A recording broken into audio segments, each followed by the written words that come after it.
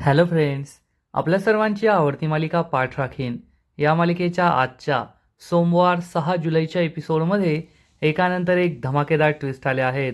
Friends, आजचा episode खूप भारी होता. आजच्या एपिसोडमध्ये कौस्तुभला नऱ्याभाईने पकडून ठेवलंय आणि त्याने चक्क तृप्तीला कॉल केला आणि तृप्तीला सांगितलं की कौस्तुभ हवा असेल तर 20 लाख रुपये आणून दे. तृप्तीला जबर धक्का बसला. तृप्तीने वैद्यबुवांकडून पैसे मागण्याचा विचार केला, पण तिला समजलं की यांना तर मुलीच्या लग्नासाठीच पैसे नाहीये आणि त्यासाठीच ते घर गहाण ठेवणारे. त्यामुळे तृप्ती खूप दुःखी झाली आणि घरातून बाहेर पडणार इतक्यात प्राजक्ता घरी परतली. तृप्तीने प्राजक्ताला सगळं सांगितलं आणि मग प्राजक्ता आणि तृप्ती चक्क या नऱ्याभाईच्या अड्ड्यावर पोहोचल्या आणि तेथे पोलिसांचा सायरन मोबाईलमध्ये वाजवून त्यांनी कौस्तुभला सोडवण्याचा प्रयत्न केला. पण नऱ्याभाईला हे वेळेवर कळलं आणि आता नऱ्याभाईने या तिघांना सुद्धा किडनॅप केलंय. मग आता पुढे काय झालं, हे कसं झालं, हे जाणून घेण्यासाठी हा व्हिडिओ शेवटपर्यंत नक्की पहा. फ्रेंड्स, आजच्या एपिसोडच्या सुरुवातीलाच सुलक्षणा श्रेयसला म्हणते, श्रेयस, तू एक बाप आहे म्हणून तू असं बोलू शकतोस, पण मी एक आई आहे आणि कोणतीही आई आपल्या मुलाला रिहॅबमध्ये नाही टाकू शकत. आणि तुम्ही सगळेच मला सांगा, जर मी माझ्या मुलाला रिहॅबमध्ये नाही टाकून तिला घरात ठेवून त्याची तब्येत सुधारण्याची वाट पाहिली तर माझं काय चुकलं? आणि मग सुलक्षणा प्राजक्ताला विचारते, प्राजक्ता, तू सुद्धा एक स्त्री आहेस, मला खरं खरं सांग, तुला वाटतंय का माझं चुकलं? आणि जर तुम्हाला सगळ्यांना असं वाटत असेल की मी चूक केली आहे तर तुम्ही सगळ्यांनी मला जी शिक्षा द्यायला हवी ती शिक्षा मी भोगायला तयार आहे. हे ऐकून सगळे खूप इमोशनल होतात. सुलक्षणाची आयडिया असते की ती किती बिचारी आहे, तिला आलोकची किती काळजी आहे हे सगळ्यांसमोर दाखवायचं. श्रेयस म्हणतो, सॉरी मोठी आई, पण आलोकसारख्या मुलाबरोबर कोणतीही मुलगी लग्न करायला तयार होणार नाही, त्याच्यामध्ये खूप दोष आहेत. सुलक्षणा म्हणते, श्रेयस, तुला फक्त आलोकमधील दोष दिसताय, पण मला तो 5 वर्षांचा आलोक दिसतो. तो दिवसभर आई आई आई म्हणत थकत नव्हता, माझ्या मागे मागे धावायचा आणि त्याच्या आयुष्यात घडलेल्या एका घटनेमुळे आज त्याची ही अवस्था झाली आहे. हे सगळं ऐकून घरातील सगळे लोक खूप इमोशनल होतात. प्राजक्ता सुद्धा दुःखी होते आणि इकडे आलोक हा घराबाहेर गेलाय हे कोणालाही माहीत नसतं. आलोक हा रस्त्याने चालत असतो, जास्त ट्रॅफिक नसतं, पण ज्या काही गाड्या आहेत त्यांच्या हॉर्नचे आवाज ऐकून आलोकला खूप त्रास होतो. आलोक त्याचे कान बंद करून घेतो आणि आज घरात काय घडलं, त्याला रूममध्ये कोंडून ठेवलं होतं, मग रूममध्ये आग लागली होती, हे सगळं आलोकला आठवत असतं. त्याचं डोकं दुखतं, त्याला खूप त्रास होत असतो आणि इकडे सुलक्षणाचा मेलोड्रामा सुरूच असतो. सुलक्षणा म्हणते, तुम्हाला असं वाटतं की मी आलोकला जगापासून लपवून ठेवलं, पण नाही, खरं सांगायचं तर मी आलोकला जगापासून नाही लपवलंय, या जगाला आलोकपासून लपवून ठेवलंय. कारण आलोकची जी परिस्थिती आहे, त्याला जो त्रास होतो, त्याची जी चिडचिड होते, अशा परिस्थितीत जर मी आलोकला जगासमोर ठेवलं असतं, त्याला जगाच्या संपर्कात ठेवलं असतं आणि जर त्याच्या हातून एखादा मोठा गुन्हा झाला असता तर मला माझ्या आलोकला पोलिसांच्या हवाली करावं लागलं असतं आणि ते एक आई म्हणून मला कधीच सहन झालं नसतं. सुलक्षणाचा हा त्रागा, आलोकबद्दलची काळजी पाहून प्राजक्ताला वाईट वाटतं, आरवला वाईट वाटतं. आरव, ज्याला आपली आई दोषी वाटते, आलोकच्या या परिस्थितीसाठी जबाबदार वाटते, त्याला सुद्धा वाटतं की नाही, माझी आई खूप चांगली आहे आणि आजपर्यंत मी तिला चुकीचं समजत होतो. आणि सुलक्षणाच्या मेलोड्रामाचा सगळ्यात जास्त परिणाम तर प्राजक्तावर होतो. प्राजक्ता ढसाढसा रडू लागते आणि चक्क सुलक्षणाच्या पायावर डोकं टेकवते आणि म्हणते, सुलक्षणा मॅम, मला माफ करा, माझी खूप मोठी चूक झाली, मला माफ करा. हे पाहून घरातील सगळ्यांना मोठा धक्काच बसतो. सुलक्षणा म्हणते, नाही प्राजक्ता, तुझी काही चूक नाहीये, तू नको माफी मागूस, उठ उठ. पण प्राजक्ता काय ऐकत नाही आणि म्हणते, नाही मॅम, हे सगळं माझ्यामुळे झालंय, मी आलोक सरांना रूम बाहेर काढायला नको होतं किंवा मग अशी काही व्यवस्था करायला हवी होती ज्यामुळे ते सगळ्या जगासमोर नको यायला, पण मला ते नाही जमलं. मी तुम्हाला किंवा दुसऱ्या कोणाला सांगायला हवं होतं, माझी खूप मोठी चूक झाली, मी कसलाही विचार न करता त्यांना रूम बाहेर काढलं. प्राजक्ता रडत असते, त्यामुळे सुलक्षणा, अंबिका, सगुणा यांनाही वाईट वाटतं. प्राजक्ता म्हणते, मॅम, माझ्यामुळे तुमचं खूप मोठं नुकसान झालं आहे, मला माफ करा. सुलक्षणा काहीच बोलत नाही. प्राजक्ता रडत रडत म्हणते, मॅम, माझ्यामुळे तुमचं खूप मोठं नुकसान झालं आहे. आलोक सरांना त्रास झाला आहे, तुम्हाला त्रास झाला आहे आणि आलोक सरांची ही अवस्था सुधारण्यासाठी तुम्हाला जी मदत हवी असेल ना, ती मदत करायला मी तयार आहे. हे ऐकून सुलक्षणाला खूप आनंद होतो. सुलक्षणा आणि अंबिका एकमेकींना इशारा करतात. आरवला सुद्धा वाईट वाटत असतं. सुलक्षणा ही खूप दुःखी होते आणि म्हणते, उठ प्राजक्ता उठ. पण प्राजक्ता रडतच असते आणि म्हणते, मॅम, मला खरंच माफ करा. प्लीज मला माफ करा. प्लीज मला माफ करा. आणि तेवढ्यात प्रीती ही हाताला धरून प्राजक्ताला उठवते आणि म्हणते, ए प्राजक्ता, बंद कर तुझी ही नाटकं. बस झाली ही तुझी नाटकं.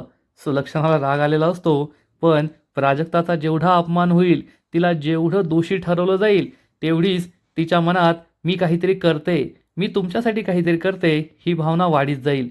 हे सुलक्षणाला माहीत असतं. त्यामुळे सुलक्षणा प्रीतीला काही गप्प बसवत नाही आणि प्रीती म्हणते, प्राजक्ता, ही माफी मागण्याची, पाय धरण्याची नाटकं बंद कर. हे जे काही झालंय ना, ते फक्त तुझ्यामुळे झालंय आणि हा तर मोठ्या आईंचा मनाचा मोठेपणा आहे, जो त्यांनी सगळा दोष स्वतःवर घेतलाय. परंतु हे सगळं तुझ्यामुळे झालंय. ही सगळी तुझी चूक आहे. आणि तुला माहिती आहे का, तुझ्या या मूर्खपणामुळे आलोक भाऊजी सगळ्या जगासमोर आले. त्यांचं खरं रूप सगळ्या जगासमोर आलं. याचा आमच्या बिझनेसला किती मोठा फटका बसणार आहे. आमच्या पिढीचं दे सोडून, मला तर समर आणि समायराचं भूतकाळ, त्यांचा भविष्यकाळसुद्धा अंधकारात जातो की काय अशी भीती वाटतेय. आणि हे सगळं तुझ्यामुळे होतंय प्राजक्ता, फक्त तुझ्यामुळे. प्राजक्ताला खूप वाईट वाटतं. आरवसुद्धा गप्प बसतो. प्रीतीची अखंड बडबड सुरू असते, पण सुलक्षणा तिला काही गप्प बसत नाही. एरवी तर सुलक्षणाच्या एका नजरेत प्रीती गप्प बसते, पण आज सुलक्षणा काहीच बोलत नाही. प्रीतीला बोलू देते. प्रीती म्हणते, हे सगळं तुझ्यामुळे झालंय आणि तू अजूनही येथे निर्लज्जासारखी उभी आहे का? निघ इथून, गेट आऊट. पण प्राजक्ताचा एक प्रॉब्लेम आहे. तिला वेळेवर काही सुचत नाही. प्राजक्ता तशीच जागेवर उभी राहते, सुलक्षणाकडे पाहते. पण सुलक्षणाला हेच हवं असतं, त्यामुळे सुलक्षणा काही बोलत नाही. आणि मग प्रीती ही रागारागाने प्राजक्ताचा हात पकडते आणि तिला फरफटत घराबाहेर घेऊन घराबाहेर धक्का देते. प्राजक्ता पडता पडता वाचते. प्रीती म्हणते, निघ इथून, परत तुझं तोंड दाखवू नकोस. आणि बिचारी प्राजक्ता ही रडत रडत तेथून निघून जाते. तिला खरंच खूप वाईट वाटलेलं असतं. आलोक जगासमोर आला, हा माझा दोष आहे, माझ्यामुळे हे सगळं घडलंय, मी आज खूप मोठी चूक केली आहे, असंच तिला वाटत असतं. आणि बिचारी रडत रडत तेथून निघून जाते. आणि या गोष्टीचा सुलक्षणाला खूप आनंद झालेला असतो. आज श्रेयस आणि तृप्तीने जे काही केलं ते तिच्या फायद्याचंच होतं. आणि प्राजक्ताला असं पूर्ण वाटलेलं असतं की आज आलोकबद्दल जे झालंय, सूर्यवंशी कुटुंबाबद्दल जे घडलंय, ते फक्त तिच्यामुळे. त्यामुळे सुलक्षणाला आनंद होतो. सुलक्षणा हसू लागते. म्हणजे सुलक्षणा काही वाईट नाहीये, पण सुलक्षणा हे जे काही करतीये ते आपल्या मुलासाठी, आलोकसाठी करतीये. पण हा कदाचित प्राजक्तावर अन्याय आहे, पण त्याचा फायदा आज न उद्या प्राजक्ता, भाग्याला आणि त्यांच्या संपूर्ण कुटुंबाला सुद्धा होणार आहे, एवढं मात्र नक्की. आणि इकडे आलोक हा रस्त्याने चालत जात असतो. कोठे जायचं, काय करायचं त्याला काहीच माहिती नसतं. पण त्याच्या आजूबाजूला गाड्या असतात. तो रस्त्याच्या मधोमध चालत असतो. गाड्या जोरजोरात हॉर्न वाजवतात. त्याचा मात्र त्याला खूप त्रास होतो. आणि आलोकला आठवतं, आपल्या रूममध्ये आग लागली होती. मग ती प्राजक्ता आपल्या रूममध्ये आली. बाहेर आल्यावर आपण काय तमाशा गोंधळ घातला, हे सगळं त्याला आठवत असतं. आणि तो रस्त्याने तसाच चालत जात असतो. कोठे जायचं, काय करायचं हे त्याला काहीच माहीत नसतं. तो तसाच चालत असतो. इकडे भाग्याच्या घरी भाग्या, त्यानंतर वैद्यबुवा, चारू, तृप्ती, आजी सगळेजण कौस्तुभ आणि प्राजक्ताची वाट पाहत असतात. प्राजक्ताची वाट वैद्यबुवा आणि भाग्या पाहत असतात. बाकीच्या तिघी कौस्तुभची वाट पाहत असतात. तृप्ती पुन्हा पुन्हा कौस्तुभला कॉल करते, पण कौस्तुभचा फोन काही लागत नाही. त्यामुळे तृप्तीला टेन्शन आलेलं असतं. आणि भाग्या म्हणते, ही प्राजू कोठे राहिली? किती वेळ झालाय, अजून ती परत आली नाही. मला तिची खूप काळजी वाटतेय. वैद्यबुवांना सुद्धा प्राजक्ताची खूप काळजी वाटत असते. आणि मग भाग्या म्हणते, मी एक काम करते, मी सूर्यवंशींच्या घरी जाते आणि प्राजक्ताला घेऊन येते. गाडीची चावी कोठे? असं म्हणून भाग्या जात असते, तर आजी तिला थांबवते आणि म्हणते, भाग्या, तुला काय वेळ लागलाय काय? तुला आज हळद लागली आहे आणि अशा हळदीच्या अंगाने घराबाहेर कोठेही जायचं नाही. तू घरीच थांबायचं. भाग्याला हे बिलकुल आवडत नाही. त्यानंतर चारूसुद्धा तिला समजावून सांगते, हो भाग्या, तू घराबाहेर जायचं नाही. तर वैद्यबुवा म्हणतात, अगं पण प्राजू. तर चारू समजावून सांगते, प्राजक्ताने सांगितलंय ना, ती सूर्यवंशींच्या घरी गेली आहे पार्टीला, आणि जर पार्टीत खूप उशीर झाला तर सुलक्षणा मॅडम गाडी पाठवतील. तुम्ही काळजी करू नका. हे सगळ्यांना पटतं आणि मग सगळे प्राजक्ताबद्दल निश्चिंत होतात. मग तृप्तीला वैद्यभाऊ विचारतात, तृप्ती, कौस्तुभचं काय? कौस्तुभ कुठे गेलाय? तृप्ती मनातल्या मनात विचार करते, कौस्तुभचं आता काय सांगू? कौस्तुभ हा नक्कीच काहीतरी मोठा घोटाळा करून आलाय, त्यामुळे तो घरी आलेला नाहीये. नाहीतर एरवी त्याला एवढा उशीर होत नाही. आता सगळ्यांना काय सांगायचं हाच प्रश्न तृप्तीला पडतो. तृप्ती विचारात गुंग झालेली असते आणि तेवढ्यात आजी तिला म्हणते, ए चोंबडे, कसला विचार करतीये? जावई बापू काहीतरी विचारताय तुला. तर तृप्ती सांगे, अरे हो, मी तर विसरलेच. ते लग्नाच्या गडबडीत सगळं विसरलेच बाबा. मला आहे ना कौस्तुभने फोन करून सांगितलंय की भाग्याची हळद, मेहंदी या सगळ्यात आहे ना त्याचं ऑफिसचं काम खूप बाकी राहिलंय आणि उद्या लग्नाच्या दिवशी ऑफिसला जावं लागू नये ना, म्हणून तो आज ऑफिसमध्ये ओव्हरटाईम करतोय. त्यामुळे त्याला काही येता येणार नाहीये. हे ऐकून सगळ्यांनाच ही गोष्ट पटते आणि वैद्यबुवा म्हणतात, अगं पण आधी सांगायचं ना, आम्ही एवढी काळजी केली नसती. तर तृप्ती म्हणते, सॉरी बाबा, या सगळ्या गडबडीत विसरले. मग चारू म्हणते, आता जाऊन झोपा, उद्या सकाळी लवकर उठायचंय, खूप कामं आहेत. वैद्यबुवा म्हणतात, ठीक आहे. ते तृप्तीला सांगतात, प्राजू आणि कौस्तुभ आल्यावर मला सांग. तृप्ती हो म्हणते. वैद्यबुवा निघून जातात. मग आजी ही भाग्याला सांगते, भाग्या, उद्या तुझं लग्न आहे आणि उद्या तू फ्रेश दिसायला हवी ना. आता काय रात्रभर जागायची गरज नाहीये. येईल बरं तुझी प्राजू. जा, जा आतमध्ये जाऊन झोप. आणि भाग्यासुद्धा आतमध्ये जाते. मग चारूसुद्धा आतमध्ये जाते. शेवटी फक्त तृप्ती उरते. आजीला काय तिला टोमणेच मारायचे असतात. आजी म्हणते, तू नको झोपू बरं. जोपर्यंत नवरा येत नाही तोपर्यंत झोपायचं नाही. तृप्तीसुद्धा हसून स्माईल करून हो हो म्हणत असते. आजी म्हणते, आणि मग नवरा आला का त्याला गरमागरम जेवायला द्यायचं, त्याची काळजी घ्यायची. कसं आहे, तुझा नवरा खूप मेहनती आहे. दिवसभर काम करतो, राबतो. तुझ्यासारखं नाही आहे, दिवसभर फक्त नट्टापट्टा करायचा आणि बाहुलीसारखं इकडून तिकडे फक्त फिरत राहायचं. आणि तृप्तीसुद्धा आजीला म्हणते, आजी, तुम्ही सुद्धा व्यवस्थित घरी जा बरं का, रात्र खूप झाली आहे. आजी म्हणते, माझी खूपच काळजी हो तुला. तृप्ती म्हणते, हो मग, का नसेल, तुम्ही माझ्या लाडक्या आजी आहात ना. आणि आजी तेथून निघून जाते. या दोघींचा हा सीन खूप कॉमेडी आहे. आणि तेवढ्यात तृप्तीला चक्क कौस्तुभचा कॉल येतो. तृप्ती लगेच फोन उचलते आणि विचारते, अरे कौस्तुभ, कोठेस तू? आणि इकडे कौस्तुभ नऱ्याभाईच्या अड्ड्यावर असतो. नऱ्याभाई त्याची चांगलीच मशागत करत असतो. आणि कौस्तुभ म्हणतो, तृप्ती, तृप्ती, वाचव मला, वाचव मला. हे ऐकून तृप्ती खूप घाबरते आणि विचारते, अरे हे काय बोलतोयस तू? तर कौस्तुभ सांगतो, तृप्ती, मी खूप मोठ्या संकटात अडकलोय. मला यांनी पकडून ठेवलंय. त्यांना 20 लाख रुपये नाही दिले तर माझा जीव घेतील ती. 20 लाख रुपये घेऊन ये तृप्ती, 20 लाख रुपये घेऊन ये. हे ऐकून तृप्तीला जबर धक्काच बसतो. तृप्ती विचारते, 20 लाख? अरे पण कौस्तुभ, तू कोठे? तुला कुणी पकडून ठेवलंय? तर कौस्तुभ म्हणतो, अगं ते सगळं सोड, मला 20 लाख रुपये हवेत. लवकरात लवकर 20 लाख रुपये घेऊन ये आणि मला सोडव. आणि तृप्ती पुढे काही विचारणार तितक्यात फोन कट होतो. तृप्तीला जबर धक्का बसतो. तृप्तीला समजतं की कौस्तुभने खूप मोठा कांड करून ठेवलाय आणि आता त्याला 20 लाख रुपयांची गरज आहे. पण कौस्तुभचा जीव वाचवण्यासाठी हे 20 लाख महत्त्वाचे आहेत. हे 20 लाख रुपये कुठून आणायचे हाच प्रश्न तृप्तीला पडतो आणि तृप्ती तिच्या बेडरूममध्ये जाते. इकडे नऱ्याबाईने चक्क कौस्तुभला खुर्चीला बांधून ठेवलेलं असतं आणि तो त्याच्यासमोर पायावर पाय टाकून बसतो. कौस्तुभ खूप घाबरलेला असतो आणि इकडे तृप्ती ही तिच्या बेडरूममध्ये येते. आता काय 20 लाख रुपये तिच्या कपाटात असणार आहे का? पण सगळ्यात आधी तृप्ती तिच्याकडे किती पैसे ते पाहते. तर तिच्याकडे 20-22 हजार असतात. मग त्यानंतर ती एका पर्समध्ये पाहते तर त्यात फक्त 700-800 रुपये असतात. तृप्ती म्हणते, नाही नाही नाही, एवढ्या कमी पैशात काहीच होणार नाही आहे. मला आता आहे ना सासरेबुवांकडे जावं लागेल. स्वतःच्या मुलाचा जीव वाचवण्यासाठी ते नक्कीच पैसे देतील. असा विचार करून तृप्ती ही वैद्यबुवांच्या रूमजवळ येते आणि ती रूममध्ये डोकावून पाहते तर तिला दिसतं की आधीच चारू आणि वैद्यबुवा या दोघांची पैशांची जुळवाजुळव सुरू आहे. चारू हे उरले सुरले सगळे पैसे त्यांना आणून देते. वैद्यबुवांकडे काही पैसे असतात. तृप्ती हे सगळं लपून पाहत असते आणि वैद्यबुवा म्हणतात, चारू उद्या त्यांना सुद्धा काही पैसे द्यावे लागतील आणि एवढे पैसे नाही पुरणार. तर चारू म्हणते, जेवढे पैसे होते तेवढे सगळे पैसे आणलेत, आता आणखीन पैसे नाही आहेत. तृप्ती हे सगळं पाहत असते. वैद्यबुवा म्हणतात, पण चारू एवढ्या कमी पैशात नाही होणार ग, अजून पैसे लागतील, पैशांची व्यवस्था करावीच लागेल. चारू विचारते, पण आता काय करायचं? वैद्यबुवा सांगतात, काहीतरी करावंच लागेल आणि ते आपल्या कपाटात जातात आणि कपाटात घराचे पेपर्स असतात. हे पेपर्स ते घेऊन येतात आणि हे पेपर्स चक्क चारूसमोर ठेवतात. चारूला जबर धक्काच बसतो. चारू विचारते, तुम्ही हे घराचे पेपर्स का आणले आहेत?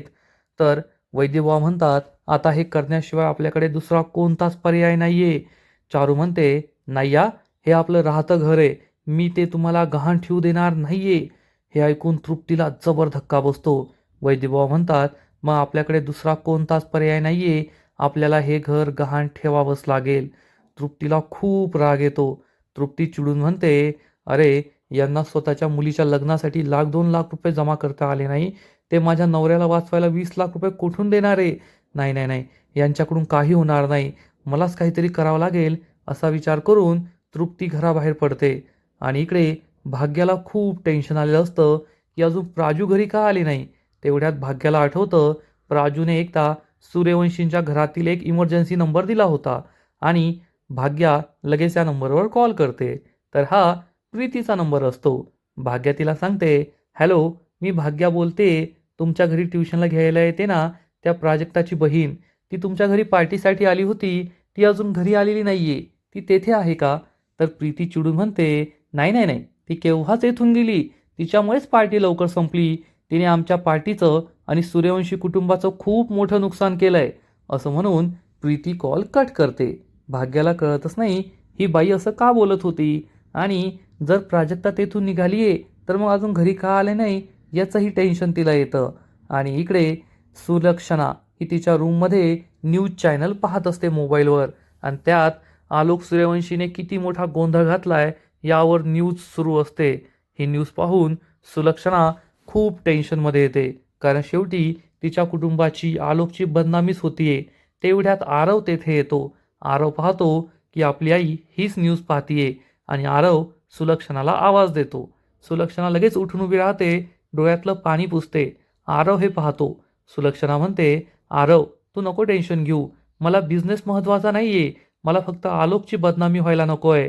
न्यूज चॅनलवाले पुन्हा पुन्हा हीच न्यूज दाखवताय, आलोकचा व्हिडिओ दाखवताय. मी माझ्या काही ओळखीच्या संपादकांना कॉल करते आणि ही बातमी थांबवते. आलोकची बदनामी व्हायला नको. हे सगळं ऐकून आरव खूप इमोशनल होतो आणि सुलक्षणाला येऊन घट्ट मिठी मारतो. त्यामुळे सुलक्षणाही खुश होते आणि आरवला म्हणते, तू टेन्शन घेऊ नको, बिझनेसचं मोठं नुकसान होईल पण मी आलोकची बदनामी होऊ देणार नाहीये. तर आरव हा चक्क आपल्या आईच्या मांडीवर डोकं ठेवून झोपतो आणि म्हणतो, आई मला आपल्या बिझनेसच्या नुकसानाची चिंता नाहीये, नुकसान गेलं खड्ड्यात, मला तुला सॉरी म्हणायचं आहे, मी तुला खूप चुकीचं ओळखलं, तुला आजपर्यंत वाईट वागवलं. हे ऐकून सुलक्षणालाही बरं वाटतं आणि इकडे तृप्ती ही घराबाहेर पडणार, ती दरवाजा उघडते तर चक्क प्राजक्ता तिच्या समोर उभी असते. प्राजक्ताला पाहून तृप्ती खूप घाबरते आणि पुढच्या क्षणी प्राजक्ताला मिठी मारून ढसाढसा रडू लागते. प्राजक्ताला काही कळतच नाही. प्राजक्ता विचारते, काय झालं वहिनी? आणि तृप्ती तिला घराबाहेर घेऊन जाते आणि रडत रडत सांगते, मारून टाकतील, ते कौस्तुभला मारून टाकतील. प्राजक्ताला जबर धक्काच बसतो. प्राजक्ता विचारते, वहिनी तू हे काय बोलतेयस? आणि तृप्ती तिला सांगते, हो, मला कौस्तुभचा कॉल आला होता, तो सांगत होता जर 20,00,000 रुपये दिले नाही तर ते त्याला मारून टाकतील. प्राजक्ताच्या पायाखालची जमीनच सरकते. प्राजक्ता म्हणते, वहिनी शांत हो, वहिनी शांत हो. तर तृप्ती म्हणते, तुझ्या भावाला वाचव, मी तुझ्यासमोर हात जोडते. प्राजक्ता तूच काहीतरी करू शकते, तुझ्या भावाला वाचव. प्राजक्ताला काही कळतच नाही की आता काय करायचं आणि आजचा एपिसोड येथेच संपतो. फ्रेंड्स, पाठ राखीन या मालिकेचा आजचा एपिसोड खरंच खूप भारी होता, इंटरेस्टिंग होता. पण पुढील एपिसोड आणखीन भारी असणारे, आणखीन मोठा ट्विस्ट या मालिकेत येणार आहे. पुढील एपिसोडमध्ये आपण पाहू की सुलक्षणा आणि आरवला समजणार की आलोक घर सोडून गेलाय, तो घरात नाहीये. हे ऐकून सगळ्यांना मोठा धक्का बसेल आणि इकडे प्राजक्ता आणि तृप्ती चक्क नऱ्याभाईच्या अड्ड्यावर येणार आणि पोलिसांचा खोटा सायरन वाजवून या सगळ्या गुंडांना तेथून पळून लावणार. पण तेथून पळून जाण्याआधीच हे तिघे पकडले जातील. मग आता नऱ्याभाईच्या गुंडांनी फक्त कौस्तुभला नाही तर तृप्ती आणि प्राजक्ताला सुद्धा पकडलंय. मग या तिघांचं आता पुढे काय होईल हे पाहणं खूप इंटरेस्टिंग असणार आहे. नाहीतर लग्नाच्या दिवशी हे तिघेच गायब असतील आणि त्याच्यामुळेच लग्न मोडेल असं दिसतंय. तर फ्रेंड्स, तुम्हाला सुद्धा पाठ राखीन ही मालिका आवडते का? नक्कीच कमेंट करून सांगा. आणि या मालिकेचे असेच नवीन नवीन एपिसोड, नवीन नवीन अपडेट सर्वात आधी पाहण्यासाठी व्हिडिओला लाईक करा, शेअर करा, चॅनलला सबस्क्राईब करून बेल आयकॉनवर क्लिक करा. म्हणजे या मालिकेचे नवीन नवीन एपिसोड तुम्हाला सर्वात आधी पाहायला मिळतील. खूप खूप खूप धन्यवाद.